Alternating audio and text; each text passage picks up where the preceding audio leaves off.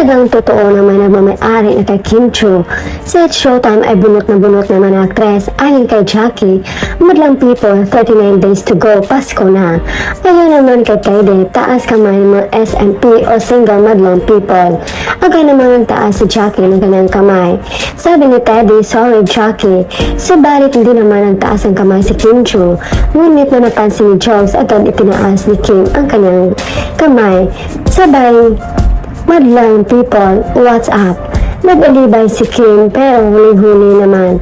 Kaya komentar mga netizens, hindi naman nagtaas ng kamay si Kim, si Jackie lang nagtaas. Kaya ibig sabihin hindi na single si Kim kasi may Paolo na siya. Di na po single si Kemi, taking na po siya. Paano maging single laging kasama si Paolo Avellino? Bakit ba pinipilit ninyo na single si Kim?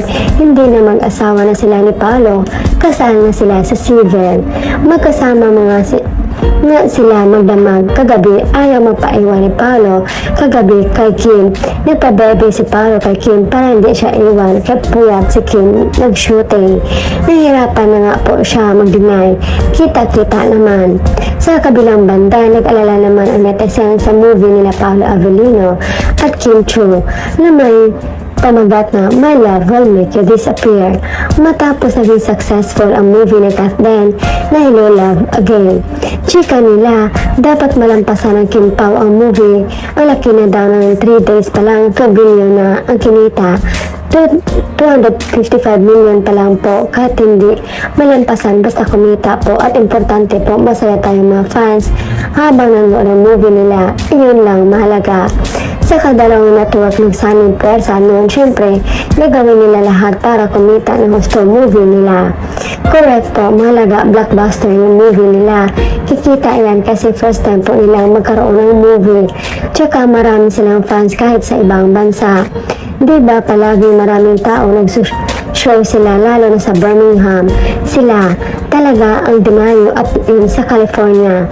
Halos makimpaw daw ang bumili ng tickets kaya nang mag-perform sila doon, dagundong ang buong arena. Natayuan lahat at panay kuwaan ang photo sa kanila. Kikita talaga ang movie nila, iba ang hatak nila sa fans. Yes po, baka sila ang kauna-unahang mag 1 billion first showing pa lang kasi marami talagang fans ng Kim Pao. Super as in. Waiting next year, manood talaga ako pag uwi ko. Tama, importante masaya tayo at kumita talaga. Huwag na mag-compare. Huwag na po mag-compare. Let's just be happy sa success ng movie nila. At sa Kim Pao movie naman, ipakita ang love natin by supporting talaga. Yun lang, ninig mag-away-away dahil lang dyan. Ano ba ka ba? Hindi naman sila nakipagkompetensya sa dalawa. Saka yung una pa lang ng Hello Love Goodbye, kumita na yun ng malaki. Kaganon na din expectation sa part 2. Nagawan po sila ng issue para magkaroon ng pressure.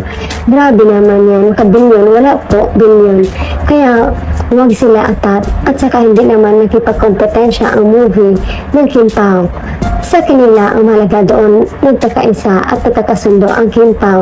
Yun lang, at doon masaya na tayo at panalo na tayo para sa kanila. Kasi hindi naman habang buhay sikat ka sa pag-artista. At saka si Paolo at si Kim, masaya na rin yan sila basta kumita lang din ang pelikula nila.